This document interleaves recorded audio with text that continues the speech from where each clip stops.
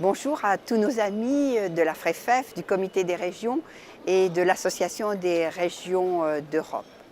Je sais combien vous vous intéressez au fonds de cohésion et vous avez bien raison. Parce qu'aujourd'hui, avec la nouvelle mise en place de la tranche de fonds de cohésion et particulièrement du Fonds social européen pour la période 2014-2020, nous avons opéré au niveau européen un certain nombre de changements sur les modes de financement, les objectifs que vous connaissiez déjà, et nous devons vous tenir au courant. Je m'excuse de n'être parmi vous ce matin, mais j'essaie en direct du Parlement européen de vous mettre au courant de l'actualité extrêmement importante pour vous.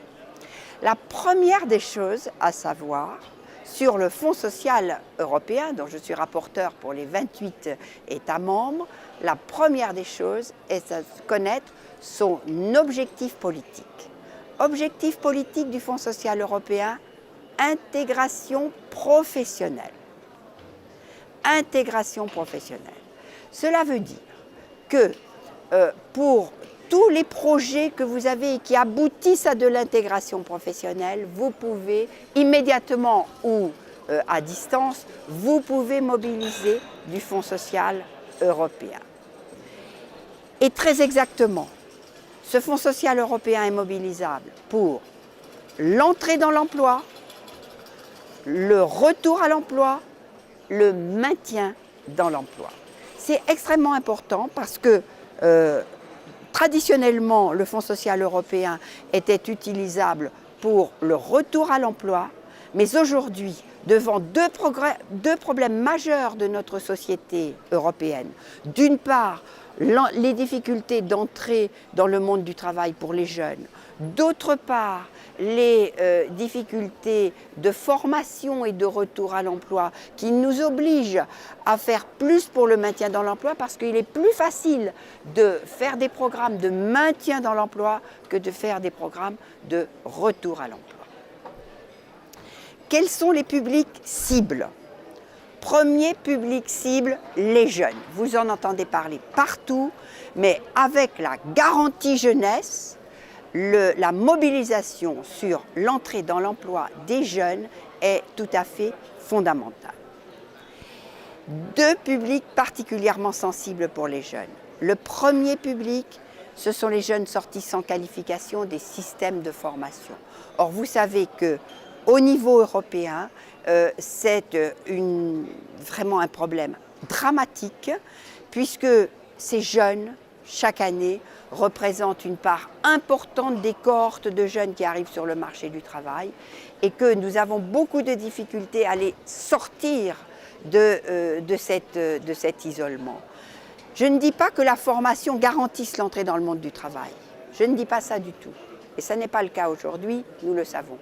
Mais ce qui est sûr, c'est que l'absence de qualification vous fait plonger de façon très dense dans le chômage et dans l'exclusion sociale. Donc, les programmes d'anticipation des sorties sans qualification, les programmes de réinsertion vers l'emploi et vers la qualification des sorties sans qualification sont tout à fait prioritaires et finançables par le Fonds social européen.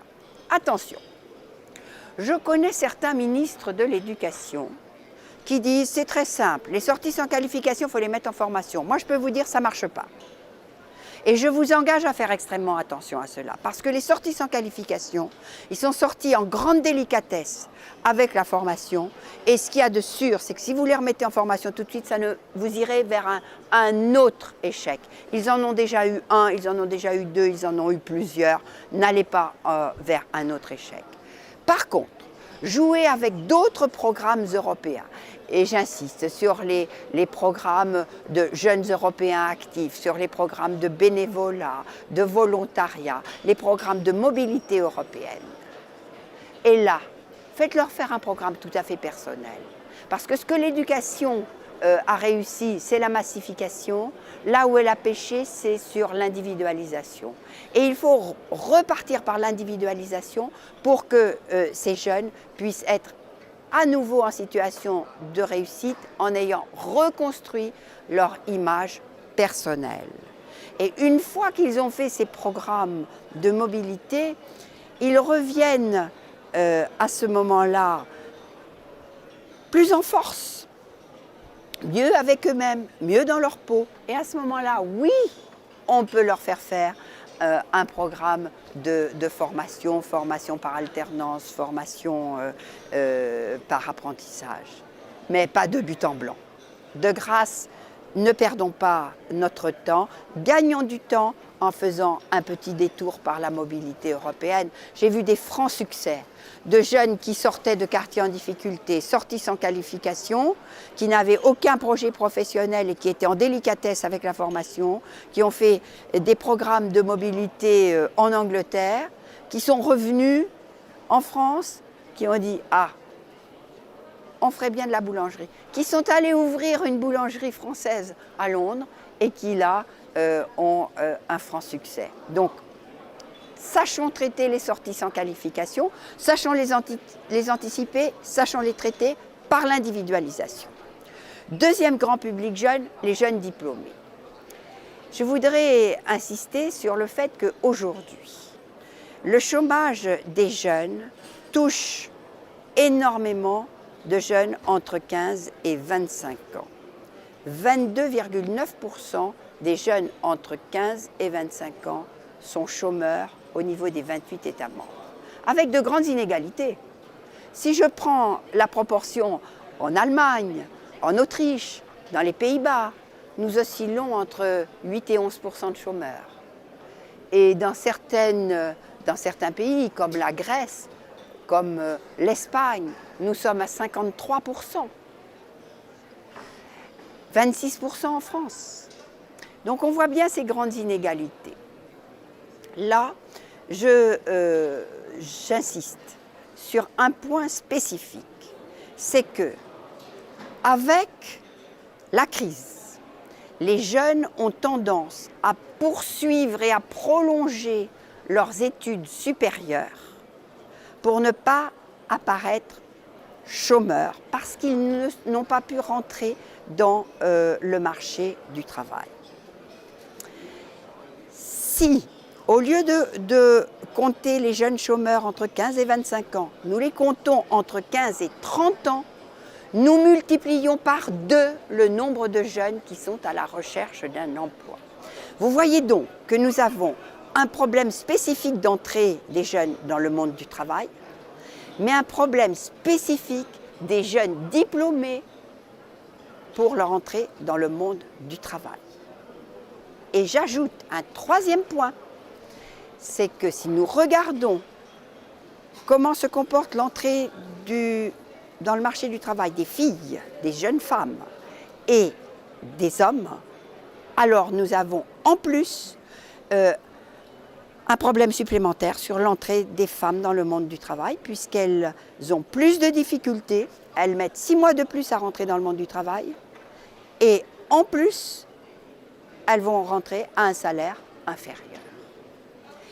Pour cela, nous avons donc mis en place au niveau européen ce qu'on appelle la garantie jeunesse, qui est un programme de fonds à l'intérieur du Fonds social européen et qui doit permettre à tout jeune qui est au chômage depuis plus de 4 mois de rentrer soit dans l'alternance, dans l'apprentissage ou dans la formation, parce qu'il nous manque toujours ce chaînon entre la formation académique et les attentes du monde du travail. Et donc vous voyez que les jeunes font partie d'une cible tout à fait prioritaire à l'intérieur du Fonds social européen pour leur intégration professionnelle, et qu'à ce Fonds social européen, vous pouvez aussi adjoindre des programmes de mobilité européenne, Erasmus, Erasmus pour tous, mais aussi Jeunes volontaires européens, Jeunes européens actifs, tout ce qui va permettre de faire un paquet tout à fait porteur pour l'intégration des jeunes dans le monde du travail. C'est notre première priorité du Fonds social européen.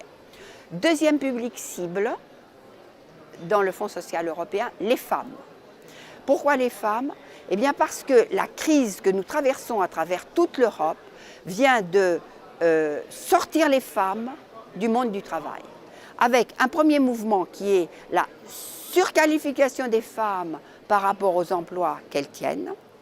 Un deuxième mouvement qui est que les femmes qui étaient sur des contrats précaires, qui étaient sur des temps partiels, qui étaient sur des mi-temps, ont été sorties statutairement du marché du travail ou se sont sorties elles-mêmes du marché du travail payé. Or, j'insiste sur le fait que embaucher à 16,7% à des salaires inférieurs aux hommes, à poste égal et à compétences égales. Elles ont en plus une carrière beaucoup plus plate que celle des hommes. Pourquoi? On les embauche à un prix inférieur, à un salaire inférieur, parce qu'on leur fait payer le risque de maternité. Mais en plus, chaque naissance d'enfant montre que la carrière des femmes devient de plus en plus plate alors que celle des hommes progresse.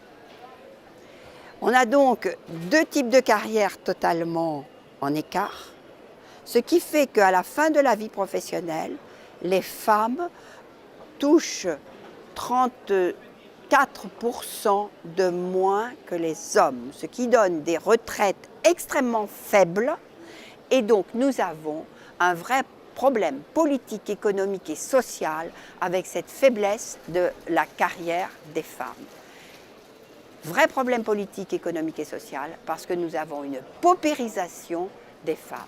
Le retour des femmes à l'emploi, le maintien des femmes à l'emploi est subventionnable par le Fonds social européen.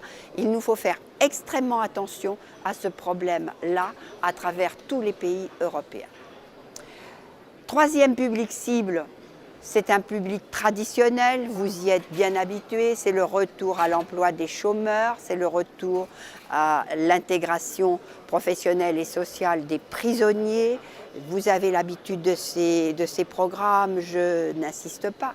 Quatrième public cible, c'est le travail des seniors. Vous savez que dans notre société européenne vieillissante, nous avons besoin d'allonger le temps de vie professionnelle des hommes et des femmes. Et donc, le travail des seniors est une des 4 priorités sur les publics cibles que nous touchons aujourd'hui. Voilà pour les objectifs politiques, voilà pour les publics cibles. Sur quoi nous sommes-nous battus avec les chefs d'État?